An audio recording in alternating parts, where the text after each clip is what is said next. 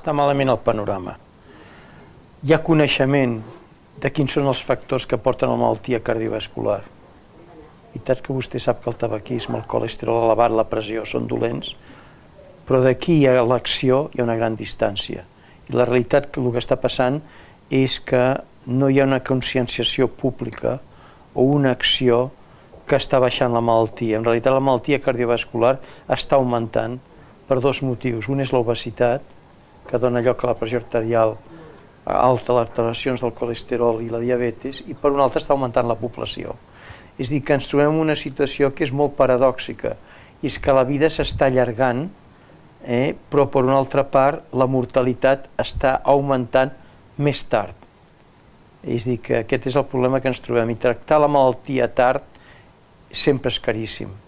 És a dir, econòmicament parlant, és un gran problema. Per la qual jo crec que ara tenim que anar al que és previndre-la, promoure la salut, i aquest és el repte fundamental que tenim, i és on està enfocat aquest congrés. Aquí, als països mediterranis, la malaltia cardiovascular és una mica més baixa que en els altres puestos, però segueix sent la primera causa de mortalitat, si ajuntem el que és l'infart de miocardi amb l'infart cerebral. En aquest moment hi ha certament un canvi radical amb la investigació, que és el que diem investigació aplicada. És a dir, el que és la investigació bàsica, molecular, genètica, ja es comença a aplicar a la població, amb dos tipus de població, població amb malaltia i població sense malaltia. Per la qual jo crec que s'està fent un pas endavant quan hi ha una comunicabilitat entre els investigadors més bàsics i els investigadors que ens dediquem o bé a veure malalts o bé a promoure la salut.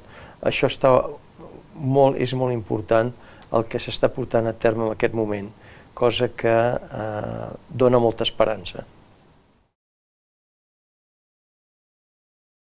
Estem en un món de consum, en un món de molta competitivitat, estem en un món de molt estrès, i això porta a menjar més malament, a fer menys exercici, és a dir, a augmentar la pressió arterial, tots aquests temes que és aquest estrès, l'estrès per si mateix no porta a la malaltia, però canvia els hàbits de conducta, i això és el que, en certa manera, té influència. Miri vostè, això de la dieta mediterrània, potser fa uns anys m'ho hagués cregut. En aquest moment vostè vagi a qualsevol restaurant i em dirà si això és dieta mediterrània. La dieta és una dieta que jo crec, primer que més que la dieta es menja massa. És a dir, que aquest és el punt més fundamental. I de per aquí ve l'obesitat. Ara, parlar de dieta mediterrània està bé des del punt de vista conceptual, però a mi em sembla que no s'està seguint. Hi ha diferents edats. L'edat més fundamental és els nens dels 3 als 6 anys.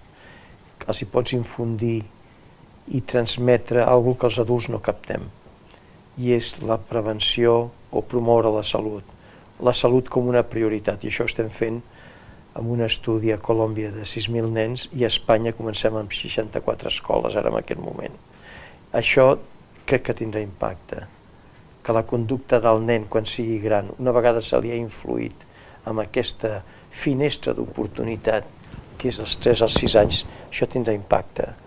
Amb els adults crec que necessitem altres adults per canviar de conducta. És a dir, tots els estudis que s'han fet mostren que un pot canviar una conducta durant un temps, una temporada, però necessitem de la pressió d'altres adultes. I per això s'està investigant molt el concepte dels alcohòlics anònims.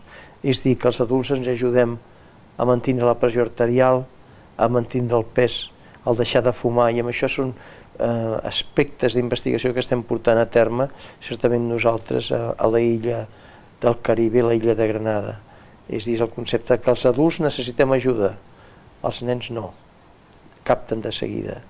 I la gent gran que ha tingut un infart, el tema és per com poden seguir endavant prenent tantes medicacions. I amb això estem treballant molt amb la polipil, és a dir, una píldora única que la prens ja pren cuidado de tot. No solament és una millor adherència a la medicació i per la qual prevenció de nous infarts, però a més és molt més barat. És a dir, que tenim que distingir les 3 edats quins són els camps que en aquest moment s'està treballant. I això és el que intento explicar o resumir.